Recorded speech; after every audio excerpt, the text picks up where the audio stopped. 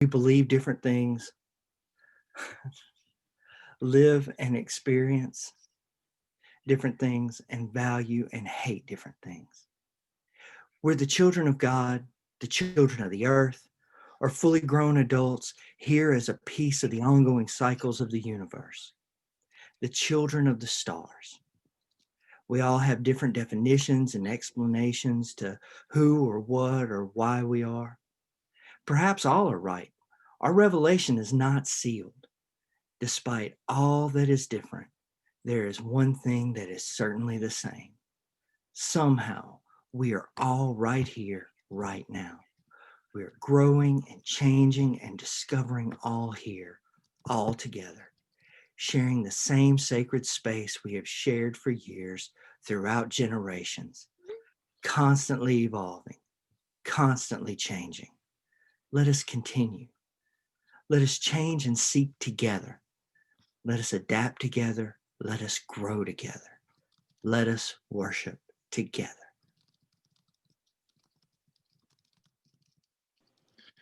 Our first hymn this morning is Come From the Noise. Those of you who knew Eileen Dunn, who was our friend and on staff, she passed away May of 2019, will enjoy knowing that she wrote the lyrics to this hymn, as well as the centering time that will follow. Marilyn will lead us in our hymn. Please join in.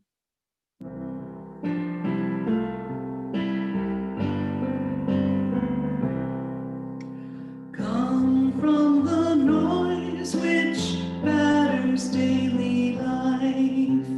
Come from the world's cacophony of strife. Come to the quiet peace which fills this place. Come blessed unto the peace of sacred space.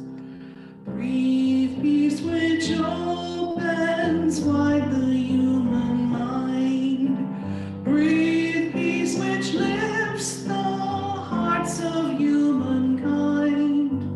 Breathe peace but not from real life to escape. Breathe peace to freshen your real calling shape. Here in the quiet, love's own whispered voice. Hear love's own welcome in which to rejoice.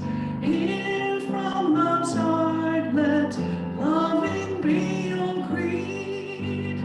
Hear from love's heart, I'll give the strength you need.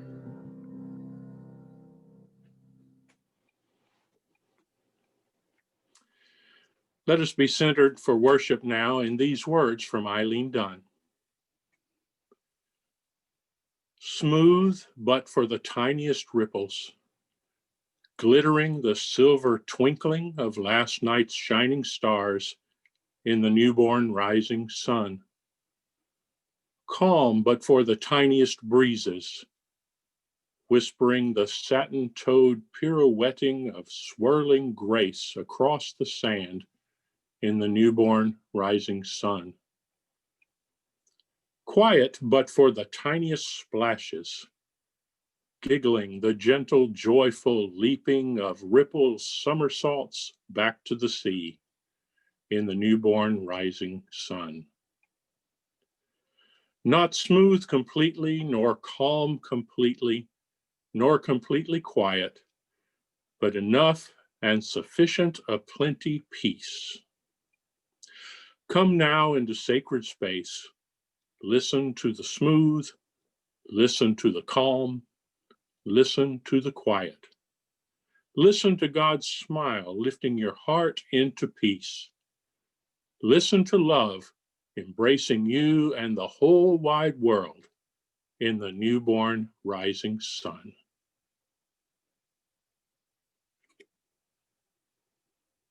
Our prayer for illumination is going to be Thy Word. We invite you to sing along as Marilyn leads us.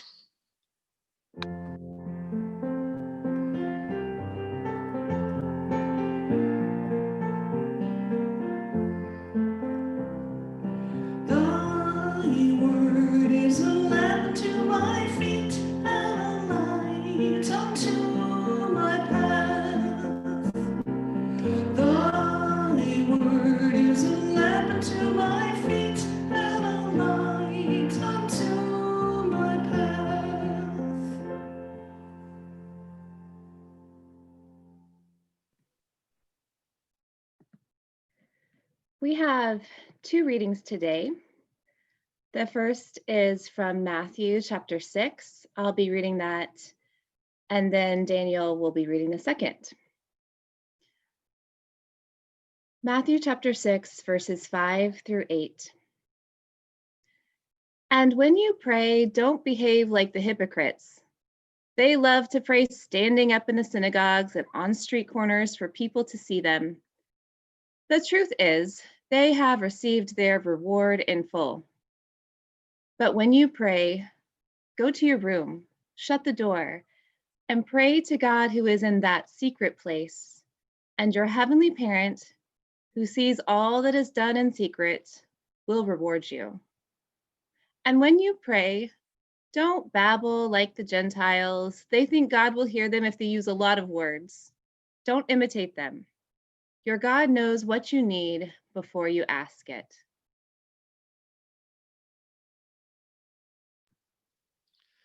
And from the Dhammapada, chapter 3, and this has been condensed slightly.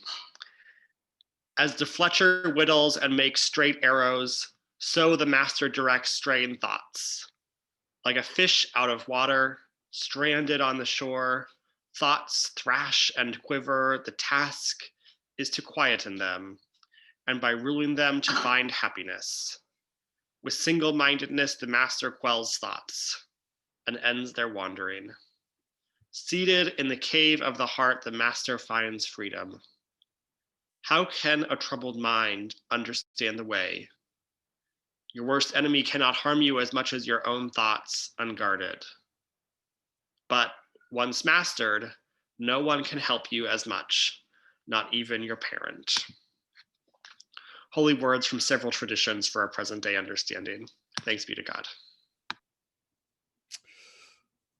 Well, this is the sermon that I was going to preach last week, and then we had the surprise in Washington, D.C., and I felt like that probably, at least I knew my mind and heart would be distracted, and felt like we needed to think a little deeper about what was going on. But in a way, we return to the same question today, because today we're going to talk about meditation and prayer. And I think we need to be haunted by that same question is, what does it have to do with the life as we live it? When we talk about meditation, we talk about prayer. And many of you would not use those words. We have people in our community, some believe in God, some don't. I think they all have a reverence and they all have a sense of some kind of creative energy, which gives us life, but people use different vocabulary for it.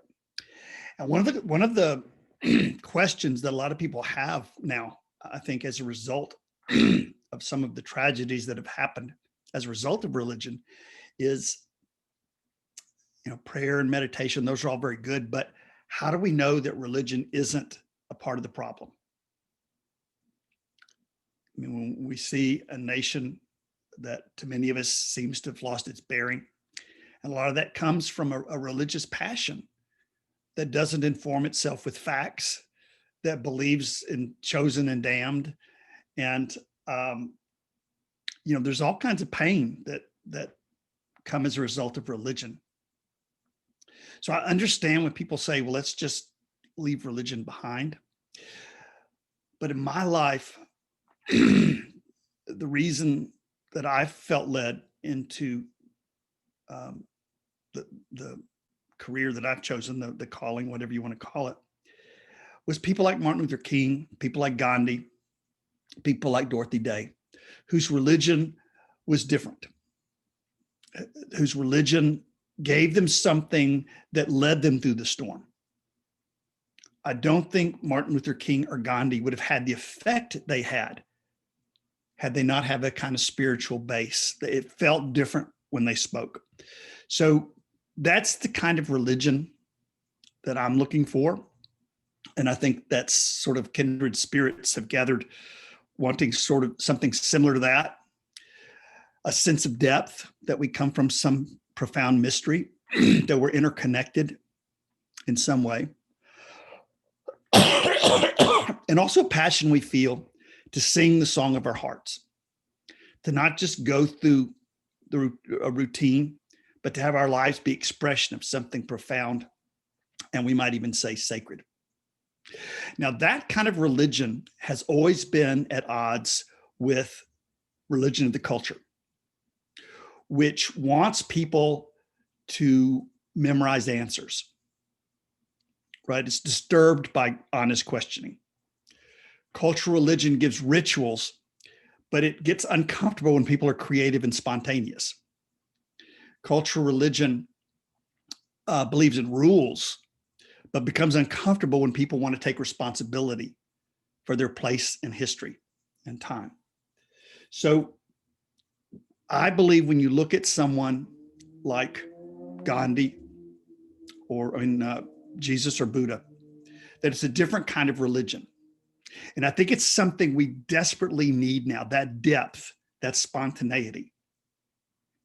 Today, it seems like you hear friends speaking or you find yourself speaking in sound bites.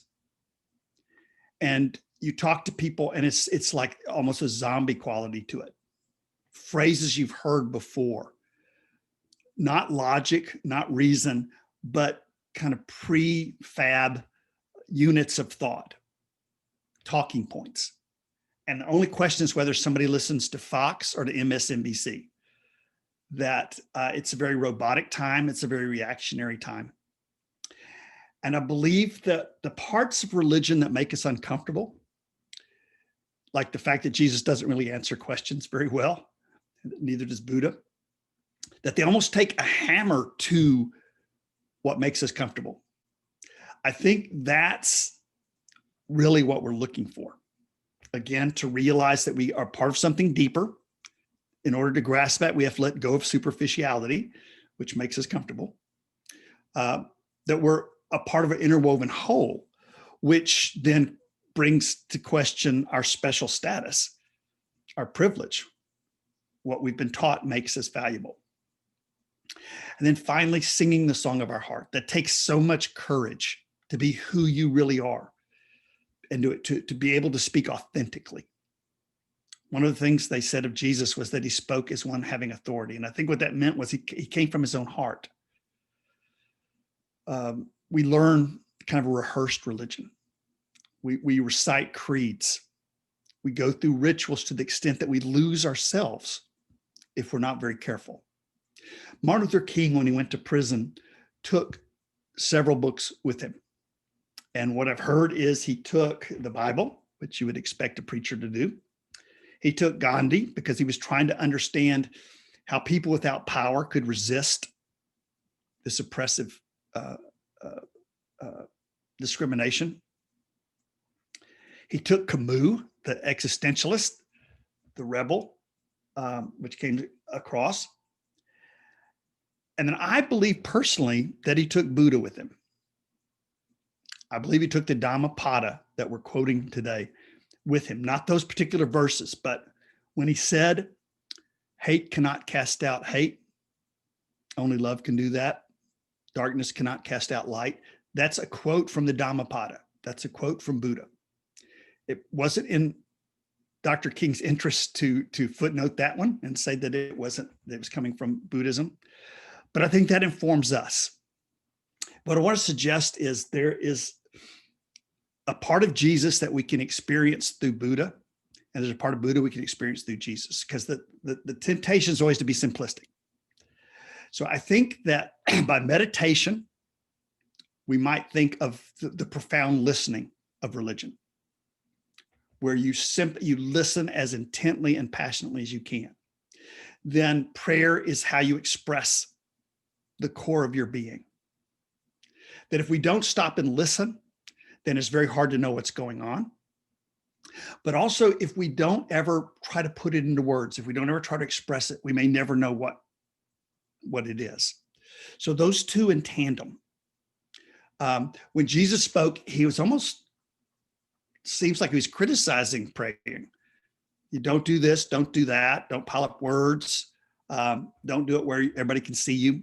This kind of thing is, it's almost like he's deconstructing prayer. And I think Buddha maybe helps us understand what Jesus was up to. Buddha says, your worst enemy cannot harm you as much as your own thoughts unguarded. But once mastered, no one can help you as much, not even your father or your mother. Now, what I believe is that both Jesus and Buddha loved us enough to try to teach us awareness. They weren't trying to indoctrinate us. They were trying to awaken us, to illumine us.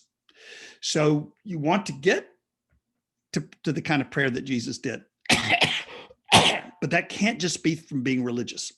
It has to come from the deepest movements of your own heart.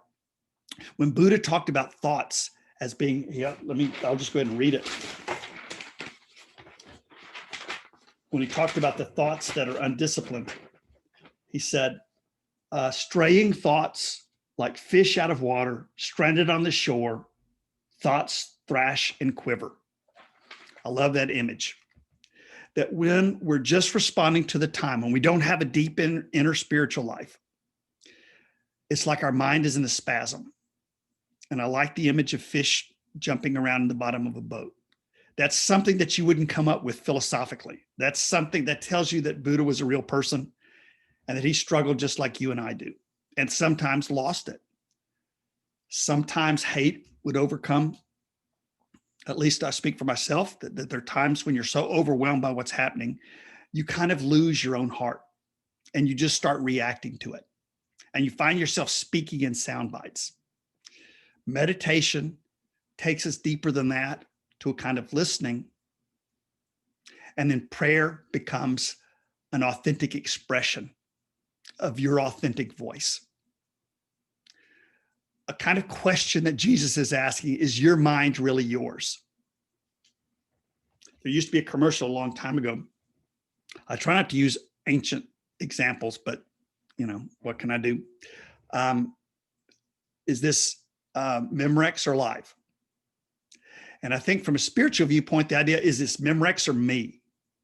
Is this something I saw on MSNBC? I mean, you could feel yourself with rehearsed answers to people. And there may be a time for getting that kind of information out. But what the world is needing now is for people that come from their own heart, from their own mind, that don't counter one type of propaganda with a different kind of propaganda, but try to be as authentic as they can. We don't know what's true, but we can know if we're being honest. And that's one of my mottos for preaching. I don't know that what I'm saying is true, at least I'm not 100% sure that what I'm saying is true, but I know that it's as honest as I can be for today. When Jesus talked about hypocrites, that sounds really rude and kind of mean, but the word hypocrite in Greek simply referred to the masks that an actor wears. It wasn't an insult like it is today. What he's saying is when we pretend to think things, when we pretend to believe things, when we pretend to feel things, that we're trying to get people to like us for our mask, for our appearance of things. And what we're needing is to reach past that. So Jesus and the Buddha strips away what we're not really, what we're pretending to be, but we're not really. And that can be very painful and embarrassing. The image I thought of was Mr. Potato Head. If he was to take away everything that wasn't really him, the hat would have to go, the eyes would have to go, the ears, the pipe, and what you'd be left with is a potato. And I think that a human being, a lot of times we're embarrassed with our humanity. And so we pretend to be smarter. We pretend to be, have very pleasant feelings when that's not what we're really feeling. And I think whatever spirituality means, it has to lead us into who we really are. I think that's why Jesus is criticizing the religious leaders of his time. They go around trying to be seen. I think what it's talking about is trying to live life from the outside in. Before we speak or act, we try to think how this will be received by other people. And when we do that enough, we lose our own heart. So when Jesus says, go in your closet, it's such a strange saying, but I think what it's saying is try to step out of the public eye.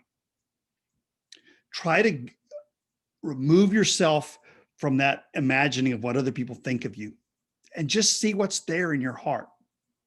Just be authentic. The way Buddha said it is that the master is seated in the cave of the heart. The master finds freedom. That meditation is pulling away from external.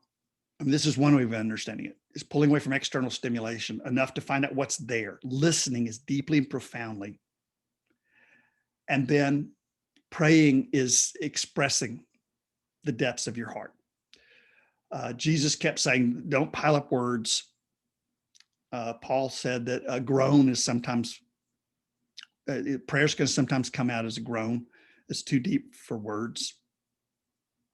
But that will put you in your own heart, and you'll be able to live also from the inside out. And at that point, we have a much better sense of how we respond to the kind of storm we find ourselves in now. Because when we just look around us, we panic. It's terrifying because we've forgotten our roots into life, into nature, into the depths of things. We forget we're a much longer story than just what is happening to us right now. And we forget we're interwoven with everything. In Buddhism, they sometimes call this the lion's roar.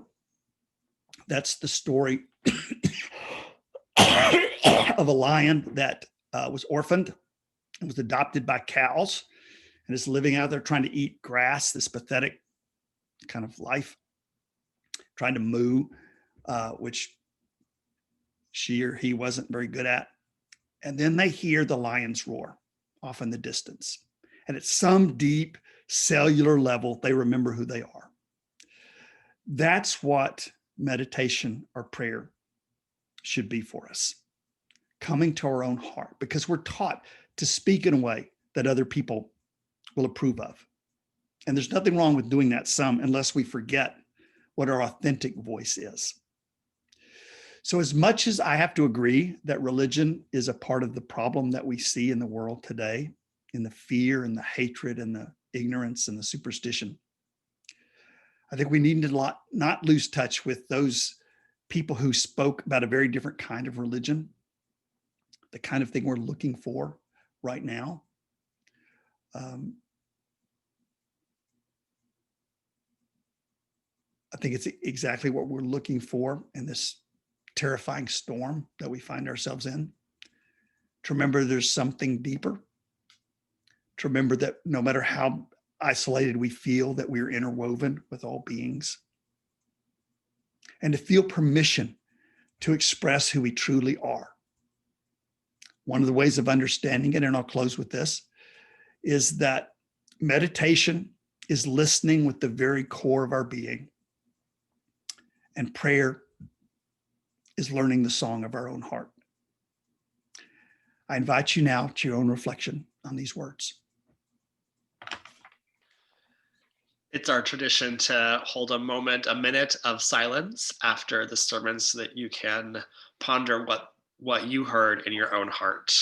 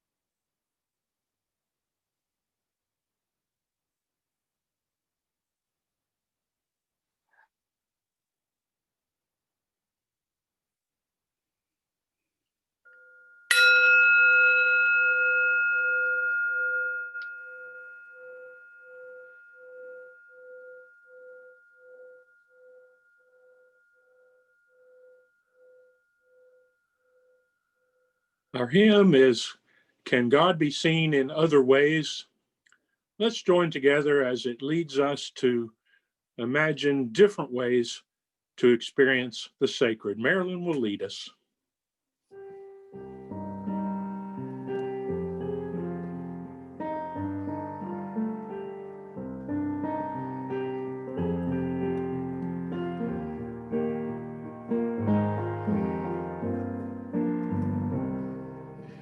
Can God be seen in other ways than crowned and seated on a throne? Is God the source of matchless light, immovable as age-old stone?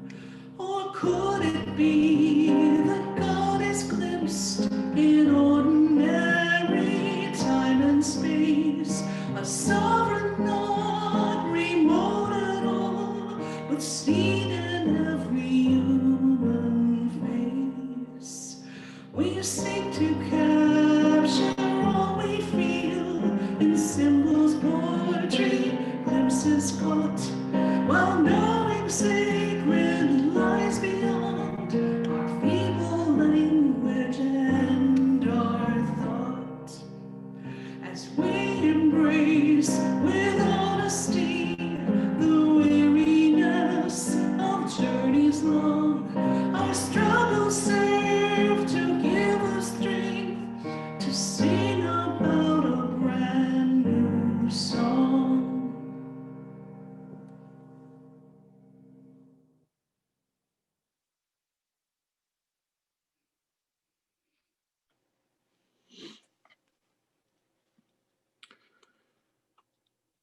In our offering time, I want us to consider a word that is used mostly in church circles, sometimes in environmentalist circles, and that is the word stewardship. It simply means being responsible for our resources, and those happen in all kinds of ways. We have personal resources. Some are monetary resources, some are our talents, our thoughts. If you can afford it and would like to support the ministries of St. Andrew's, you can contribute not only monetary resources, but your talents. Look for a link below the YouTube video or in the chat, or you can go to our website, staopen.org. There's also community stewardship. Our committees, our session, which is the Presbyterian Administrative Board, takes responsibility for our communal resources. But then think more broadly about the world and our involvement, our care for the world, and see if you can think of ways that you can contribute to peace, understanding, and joy in our world. Think about these things in our offering time.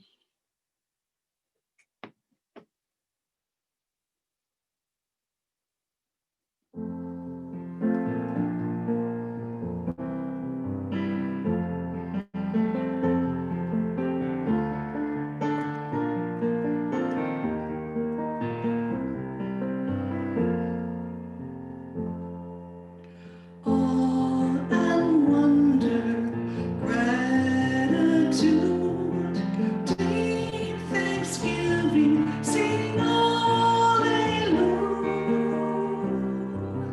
Gifts and blessings, love we tell, spirit breathing, all is well. Spirit breathing, all is well.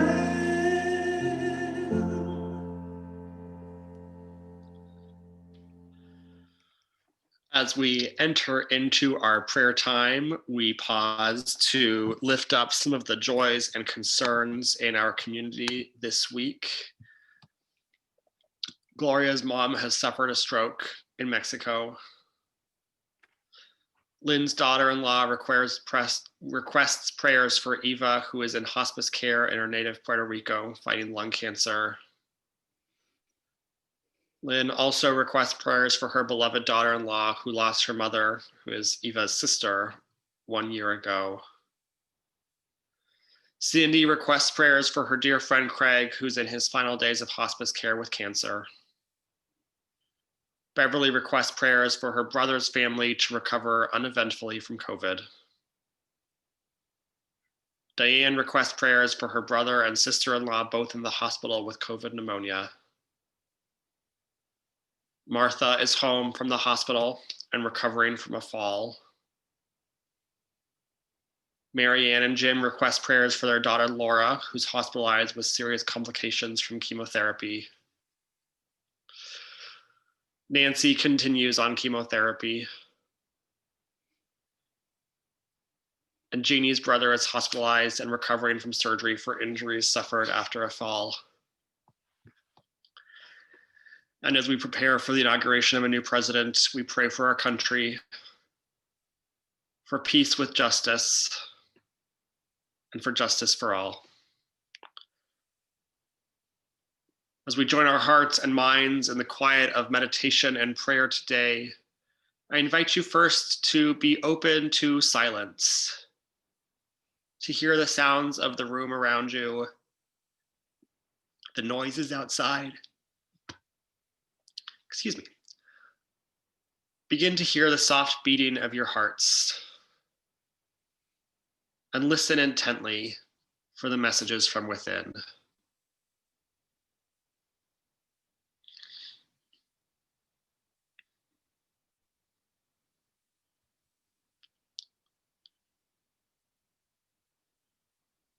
Next, I invite you to search inside yourself for a sense of gratitude for our lives and for our beautiful earth.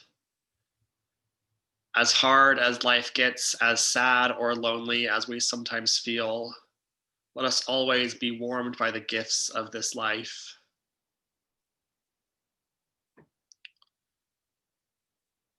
Next, let us hold in our hearts all those known or unknown who are in need. May we find in ourselves the energy and knowledge to bring care to the world.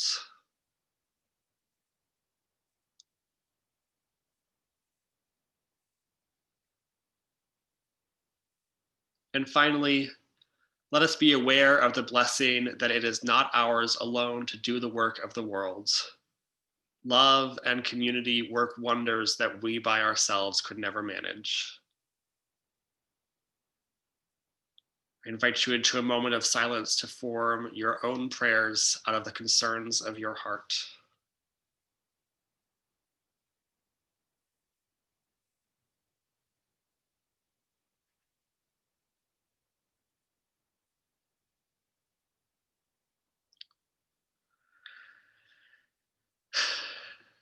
And now we join together praying as Jesus taught us, saying, "O breathing life, your name shines everywhere. Release a space to plant your presence here. Imagine your possibilities now. Embody your desire in every light and form. Grow through us this moment's bread and wisdom. Untie the knots of failure binding us as we release the strands we hold of others' faults. Help us not forget our source, yet free us from not being in the present. From you arises every vision, power, and song from gathering to gathering. Amen. May our future actions grow from here." And now we will have a musical interlude from Marilyn.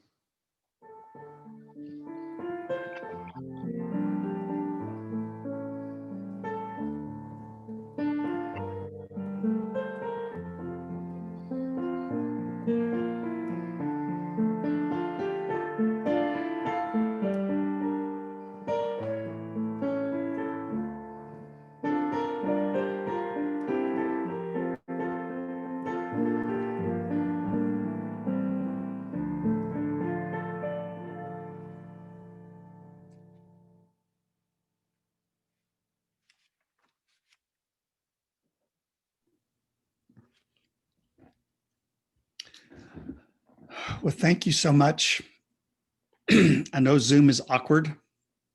Hopefully we're getting better at it, but I can't tell you how wonderful it is to look out and see faces. I spend the whole time just kind of going through that all, and I see there are people who have never been to St. Andrews, but maybe we've met on Facebook, or maybe you've just heard something. Thank you so much for being a part of the community as well. These are very, very hard times for tender hearts. And the temptation is always to choose brittleness and bitterness and to find somebody to blame for the problems of the world. But I hope you know that you have within you the capacity, more than the capacity to cope with whatever is here. I hope you can remember that you're an expression of the cosmos, whether that's a divine being or a cosmic process. Whatever the mysterious creative source of life and being is, you are an expression of that. And so as you go out in this week, please remember that if you can. After you get lost and say something inappropriate, I hope you'll forgive yourself and not spend time blaming yourself, because this is a very hard time and none of us is doing it perfectly right now. I hope you'll feel that you're interwoven with life and people of other countries. I hope you won't limit yourself to one nation or one species. I hope you will feel this week that you are part of the web of life and that lifts you up and guides you and informs you. But most of all, I hope that you sing the song of your heart this week. If you can't do it publicly, that you find a closet where you can do that and know that you were born for that. As you leave today, please know that the love that created you, whatever that is, it goes with you. The love that guides us goes with you. And finally, the love that receives us at the end when all is said and done. These three loves go with us now and remain with us always. Go in peace. Thank you for being with us.